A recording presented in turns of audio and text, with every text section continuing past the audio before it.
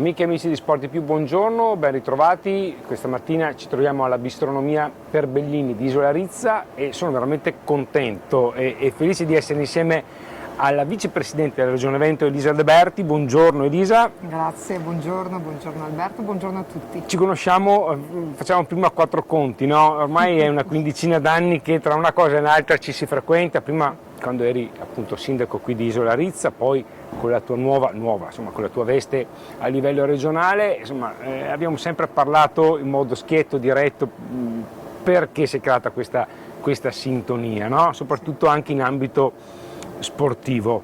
Allora intanto ti chiedo come hai passato quest'estate, ormai l'abbiamo archiviata, come è andata l'estate? Bene? No, quest'estate è andata bene, proprio perché abbiamo avuto dei trascorsi, ti devo dire che mi sono avventurata nel giro in bicicletta del Monte Cristallo. Volevo arrivare lì, esatto. E quindi no, è stata una bella estate intensa, pochi giorni di ferie, però fatti bene e si continua ad andare avanti. Comunque quando ho la possibilità di fare qualcosa di particolare in bicicletta non mi tiro mai dietro. Lo sport, ripeto, non ha mai avuto deleghe o comunque un legame diretto con lo sport, ma fa parte un po' del tuo DNA. Lo sport ce l'hai dentro e quando puoi fai attività sportiva. La bici è una di queste. Allora, qualche anno fa, ormai sono passati un paio d'anni, 2 o 3 anni, no? Avevamo fatto ancora quella diretta, no? Con Sport di Più, e da lì avevamo parlato di quello che è lo sviluppo della viabilità su 2 ruote a livello della Regione Veneto, percorsi, cicloturismo, insomma tanto da sviluppare all'epoca.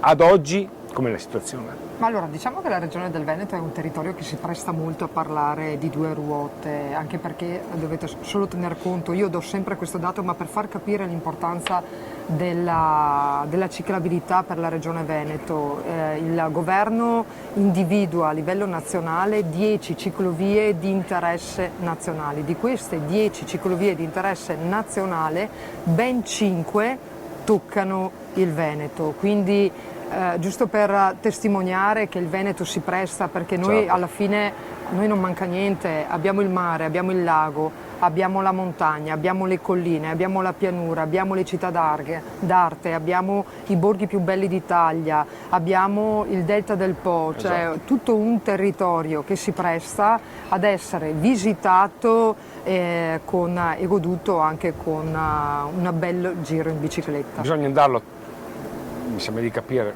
a visitare, trovare, scoprire e poi mappare, perché poi dopo l'importante è che questi percorsi siano accessibili a tutti. Allora noi abbiamo fatto qualche anno fa un lavoro di mappatura di tutti i percorsi ciclabili esistenti, quelli realizzati in sede propria, quelli promiscui, quelli sulla viabilità, eccetera, ed erano venuti fuori sostanzialmente che proprio in sede propria, da questa mappatura che abbiamo fatto, ci sono 2500 chilometri di piste ciclabili in sede propria. Stiamo parlando di qualche anno fa, stiamo parlando di 3-4 anni fa, quindi dai 2500 chilometri siamo andati avanti, perché di ciclabili ne realizziamo praticamente con contributi statali, regionali, provinciali o comunali, ne vengono realizzati tutti gli anni. Adesso anche a livello regionale siamo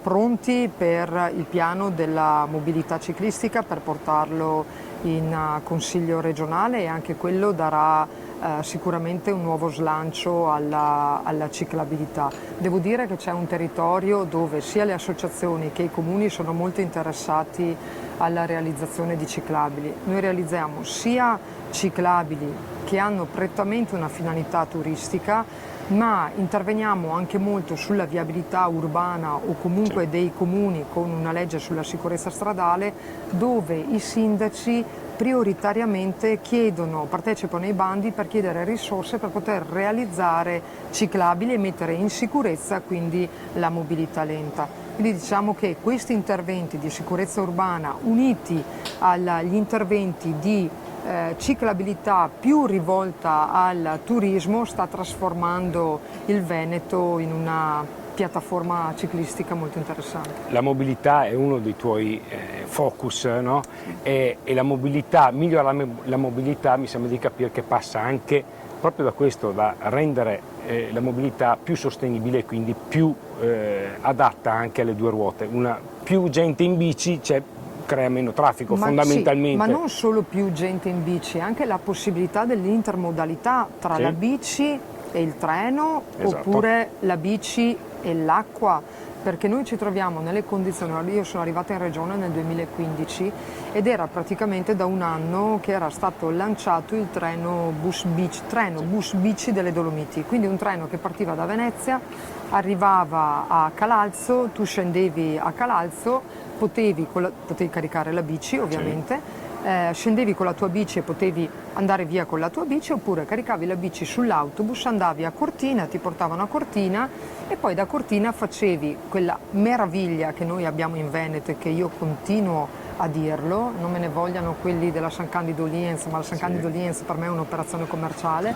La Calalzo Cortina è una meraviglia e la consiglio a tutti di farla, ed è un servizio che di anno in anno è cresciuto sempre di più, c'è un forte interesse a questa intermodalità e alla possibilità di poter fare anche una vacanza di un giorno, di qualche giorno, spostandosi senza la macchina ma utilizzando i mezzi di trasporto. Dovete solo pensare che a giugno abbiamo inaugurato lungo la linea del Brennero, ovviamente dal nord Europa arrivano i cicloturisti, quelli amanti proprio che fanno le vacanze. Ti viene da dire quelli veri? Quelli veri, sì, che fanno proprio le vacanze in bicicletta, e abbiamo istituito 14 treni con una carrozza dedicata per le bici, e ci stanno 64 bici in ognuno di questi treni. Siamo passati da un'offerta di 70-80 bici a 900, ed è apprezzata di più.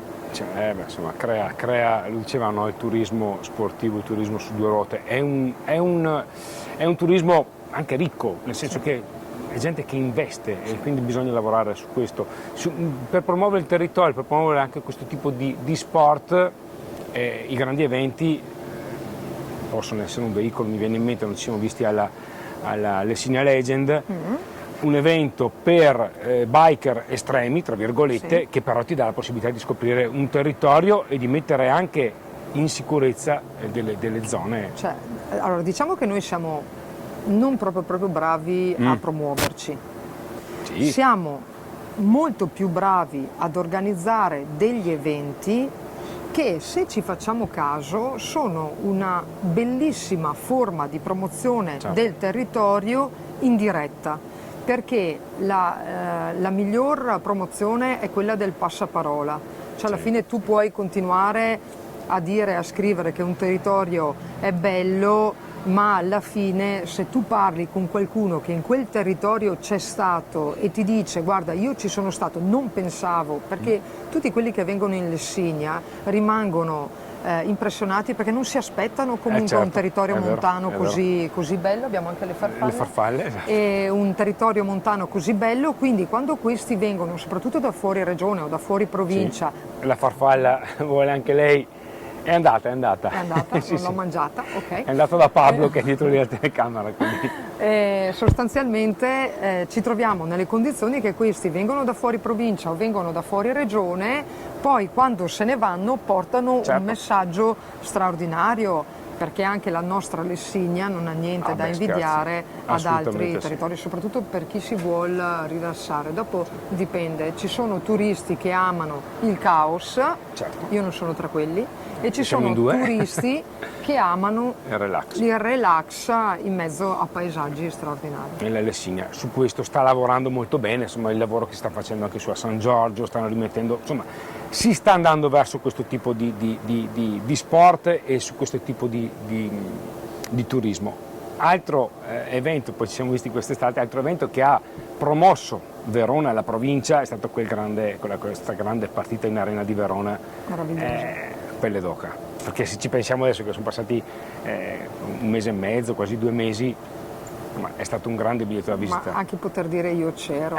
Quello sicuramente. Tanta roba, no, è stato sicuramente emozionante. Immagino che per poter fare una partita del genere ci sia stato un lavoro, perché si dicono va bene, allestisci il campo dentro l'arena in 2-2-4, ma c'è un lavoro dietro veramente straordinario, è stato emozionante, perché è stato emozionante, e spero che sia il primo di un'altra serie di eventi dove insomma, l'Arena ha accolto l'arrivo del Giro d'Italia, e anche quando qualche anno fa eravamo in Arena ad accogliere l'arrivo del Giro d'Italia è stato straordinario. Sì, assolutamente. La partita di pallavolo è stata straordinaria, quindi l'Arena non solo per concerti e lirica, ma anche per altri eventi. Anche perché insomma, il tifoso della pallavolo piuttosto che del ciclismo è uno spettatore educato, quindi non vedo quale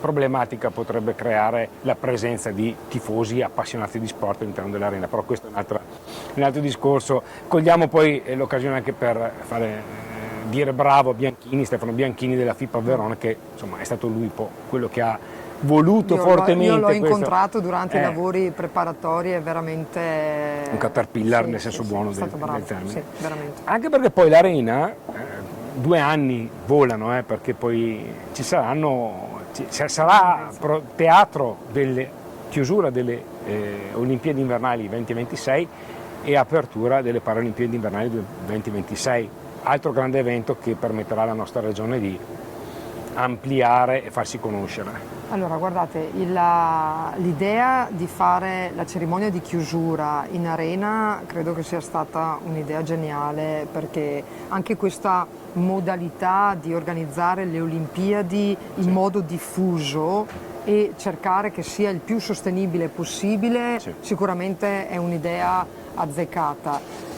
Cortina ovviamente è Cortina, però io spesso e volentieri dico attenzione, perché comunque le sedi delle Olimpiadi non è solo Cortina, è anche Verona, e spesso noi ce lo dimentichiamo, perché avere la cerimonia di chiusura delle Olimpiadi, avere la cerimonia di apertura delle Paralimpiadi permette comunque, al di là di tutto, di poter aprire dei ragionamenti sull'Arena che sono in corso, per poterla adeguarla e migliorarne l'accessibilità. Siamo in una società civile, bisogna preservare la bellezza, la storicità, l'importanza dell'Arena, però qualche intervento di abbattimento delle barriere architettoniche per permettere anche a chi non ha le nostre stesse possibilità di poter andare in Arena e godersi la cerimonia, perché sarà una cerimonia che avrà una visibilità a livello mondiale, sarà straordinario, e anche lì sarà una bella battaglia a esserci.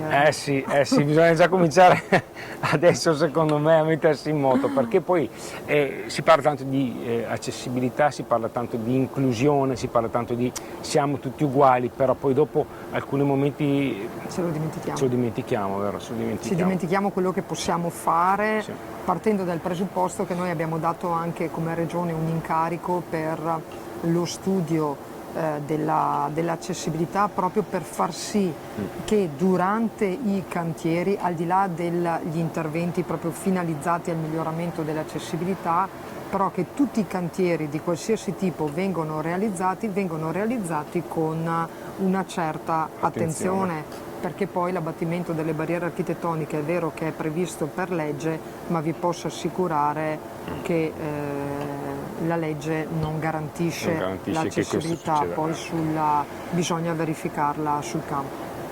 L'abbattimento delle barriere architettoniche semplicemente significa che tutti possono camminare o muoversi. Sì, ma l'anziano, brava, la mamma con la carrozzina, col bambino. Non è un problema. Chi ha la stampella e il gesso, di disabilità. È vero. Parlare di accessibilità vuol dire un concetto sicuramente molto più ampio. Senti Elisa, c'è un progetto, un sogno che hai nel cassetto che ti piacerebbe realizzare? Cioè che ce l'hai lì e caspita. Ne ho tanti. Ne hai tanti? Ne ho tanti, non realizzati, però dico sempre che la speranza è l'ultima a morire, quindi me li conservo lì e intanto andiamo avanti, perché vivo la giornata. Certo. Senti, ultima cosa, questa è una cosa mia personale. Essere vicepresidente della Regione Veneto, essere mamma, essere moglie, è un bel lavoro come riesci a far conciliare tutto questo? Perché non è facile, insomma. Allora, io divento sindaco quando i miei ragazzi avevano 3 anni, perché insomma ho avuto anche la fortuna di avere 2 gemelli. Certo. Fare il sindaco comunque comportava dei sacrifici, però sei padrone della tua vita. Certo. Ok, quindi io me li sono sempre portati a scuola, sono sempre andata a prendermeli, la recita di Natale, i colloqui con le maestre, Certo. non sono mai mancata. Nel momento in cui il presidente Zaia è venuto a chiamarmi e mi ha detto vieni in regione, ovviamente ho guardato mio marito e gli ho detto io dico di sì se è una scelta condivisa, altrimenti non, come si suol dire, non mando a remengo la famiglia. E mio marito mi ha detto guarda, mi fa, se tu sei contenta, cioè ne beneficia anche l'atmosfera della famiglia. So che ti piace, fallo. Sono andata, quindi ho un marito sicuramente che mi ha sempre sostenuto e c'è sempre stato. Nel momento in cui sono andata in regione non sono più stata padrona della mia vita, perché ovviamente tanti impegni non sono più io che li decido, ma è il ruolo Certo. che me li impone. Fino ad ora i miei figli non mi hanno rinfacciato Certo. di non essere più andata alle recite, ai colloqui, cioè mio marito praticamente ha la delega piena alla famiglia. Hai la delega alla famiglia. La grande responsabilità di essere vicepresidente della regione non è tanto essere vicepresidente della regione, ma dico sempre andiamo 1, 2, 3 scalini un po' in più, un po' in su, ed è essere vicepresidente di Luca Zaia, che è una responsabilità che sento tanto, però insomma, per me è un piacere. Viene anche ripagata però. Sì, non perché il presidente Zaia, insomma. No, allora, quando il presidente mi fece il colloquio quel 28 giugno del 2015, perché mi chiamò il 27 giugno, la sera alle 8 in punto, mi ha chiamato, mi ha detto domani mattina ti voglio parlare, la mattina dopo sono andata a Treviso e mi ha fatto il colloquio. Quando mi ha detto che deleghe vuoi, io gli ho detto guarda, presidente, cioè, dammi la delega che vuoi, cioè, però io faccio il sindaco di un comune di 3.000 abitanti, cioè, ero consapevole dei limiti che avevo, però gli ho detto ti posso dire una cosa, a me piacciono le sfide e mi piace vincerle, e la sfida mi dà la carica. E lui mi ha detto va bene, ci vediamo domani mattina. La mattina dopo sono andata, prima che firmasse il decreto mi ha detto guarda, ti do infrastrutture, trasporti, lavori pubblici, le IPA, la navigazione interna, la navigazione portuale, all'inizio avevo anche le ATER, insomma la lista era lunga, ma mi ha detto che ti piacciono le sfide, io te ne sto lanciando una, e gli ho detto io la raccolgo e ho intenzione di vincerla.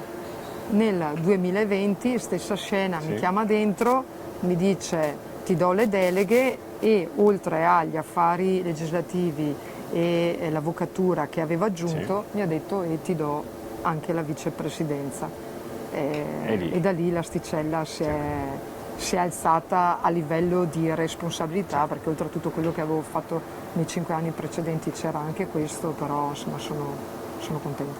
Beh, allora l'asticella si è alzata, non diciamo niente per il futuro, io però sono convinto che l'asticella si alzerà ancora, perché insomma ci conosciamo.